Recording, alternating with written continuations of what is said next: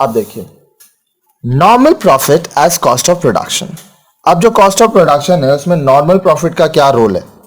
Another component of cost is normal profit. अब देखिए, जो कॉस्ट है उसका एक और कंपोनेंट क्या है? नॉर्मल प्रॉफिट, क्योंकि प्रॉफिट बहुत जरूरी है चाहे आप कोई भी बिजनेस करें।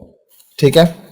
Normal profit is an additional amount over the monetary and imputed cost that must be received by an entrepreneur to induce him to produce the given product. अब जो नॉर्मल प्रॉफिट है वो क्या है? एक एडिशनल अमाउंट है, ठीक है, जो आपका कॉस्ट लगा है उसके ऊपर का ये अमाउंट होता है, जो किसको मिलता है? एंटरप्रेन्योर को। क्यों मिलता है? ताकि वो किसी प्रोडक्ट का प्रोडक्शन करे। मान लीजिए आप एक प्रोडक्ट बना रहे हैं, ठीक है, वो प्रोडक्ट बनाने में आपका 500 रुपया लगा। अब आप उसमें प्रॉफिट ऐड नहीं किया, आप उसको 500 में ही बाजार में बेच दिए, तो आपका कोई फायदा नहीं हुआ। और अगर आपका प्रॉफिट नहीं होगा, फायदा नहीं होगा, तो आप काम नहीं करोगे। Normal profit is in entrepreneurs opportunity cost and therefore enters into cost of production. Normal profit क्या है? एंटरप्रेन्योर का अपॉर्चुनिटी कॉस्ट है, इसलिए इसको हम लोग कॉस्ट ऑफ प्रोडक्शन में लेते हैं। Opportunity cost is the value of the opportunity और ऑल्टरनेटिव दैट इज सैक्रिफाइस्ड। तो अपॉर्चुनिटी कॉस्ट क्या है? जो अपॉर्चुनिटी या ऑल्टरनेटिव आप सैक्रिफाइस किए हो उसका value. You may be wondering how it that profit is an element of cost is. We will try to convince you. ठीक है। अब आप ये भी सोच सकते हैं कि जो प्रॉफिट है वो कॉस्ट का एलिमेंट कैसे हो सकता है। चलिए हम लोग आपको ये समझाने की कोशिश करेंगे।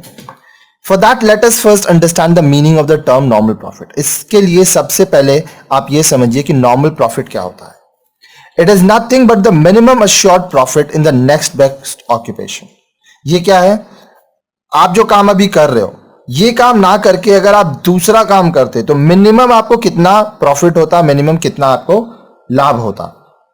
Normal profit is the reward which an entrepreneur must receive for the risk and uncertainties he bears in the production of a commodity. Normal profit क्या है?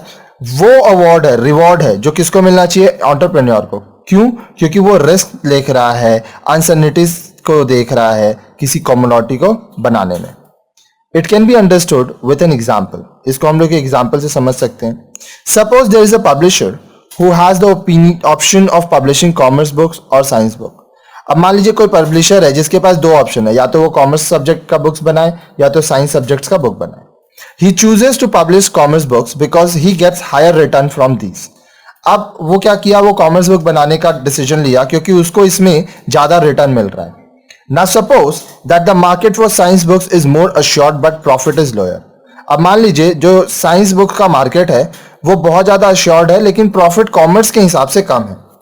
This would mean that the publisher who is publishing commerce book is sacrificing an assured return on science books and is taking a risk.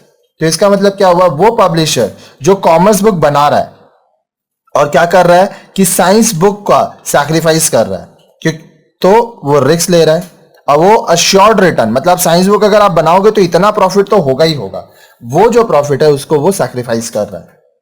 He would be prepared to face the risk only when he thinks that he would be able to get at least the same profit which he would have in any way got from science book. अब देखिए वो कब science book को sacrifice करेगा? जब उसको ये लगेगा कि चलो मैं कॉमर्स का बुक तो बना रहा हूं लेकिन कम से कम हम उतना तो कॉमर्स के बुक से कमा ही लेंगे जितना हम साइंस के बुक से कमा लेते।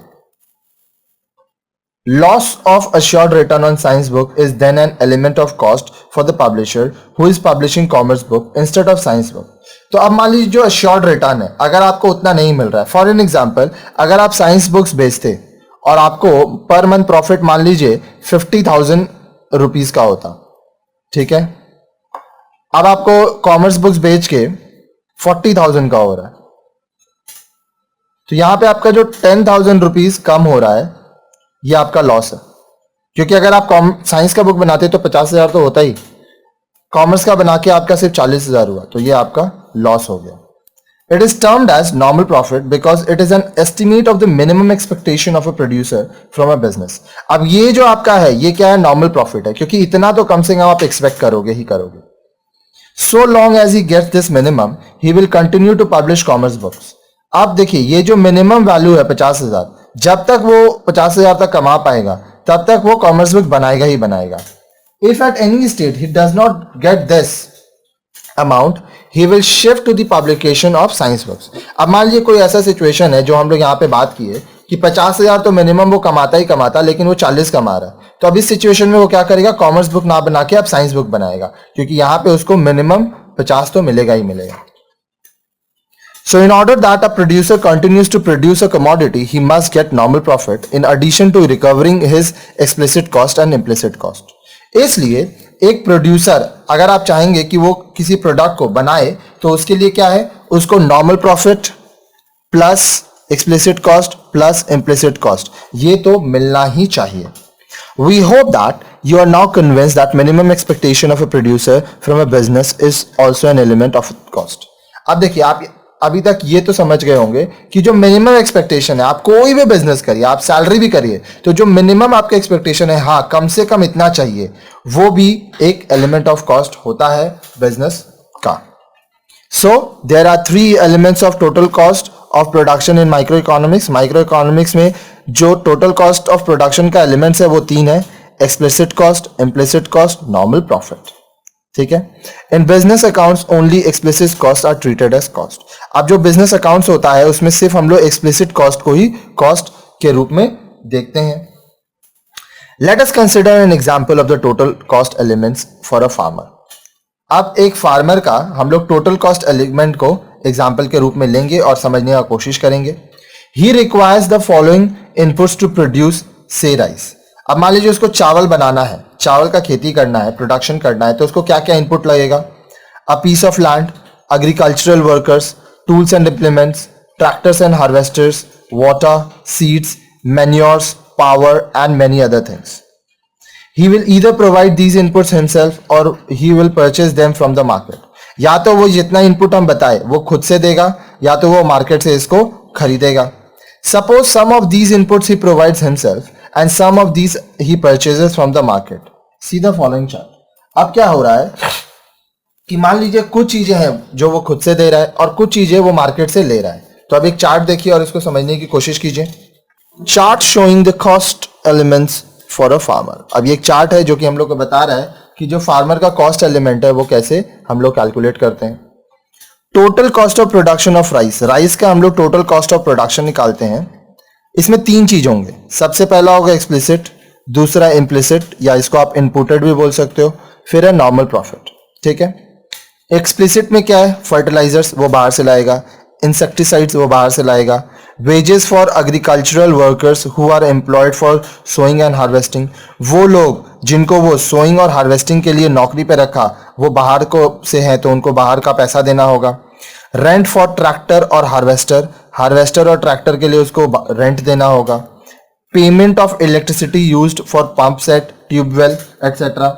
अब देखिए, पंप सेट या ट्यूबवेल चलाने के लिए जो इलेक्ट्रिसिटी वो यूज किया वो भी वो बाहर से लाया, वो अपने घर से तो इलेक्ट्रिसिटी देगा नहीं, तो इसलिए ये भी एक्सप्लिसिट कॉस्ट हुआ.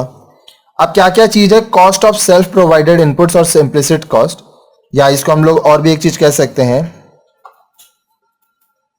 Imputed cost. ये क्या क्या है, हिज ओन लैंड, अपनी जमीन, his own well the water of which he uses for irrigation, उसका अपना कुआं है जिसका पानी वो इरिगेशन के लिए इस्तेमाल करता है. His own seeds save from last crop, उसका जो लास्ट क्रॉप्स था उसमें से वो कुछ सीड्स को रखा था वो इस्तेमाल कर रहा है.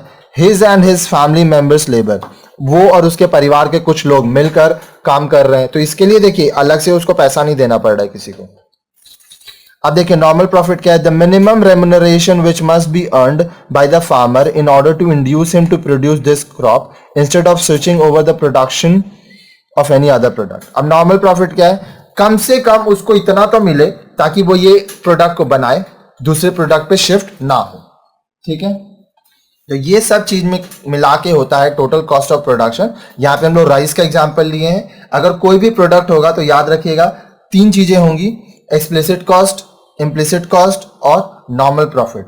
ये तीनों मिला के आपका होगा कॉस्ट ऑफ प्रोडक्शन. ठीक है.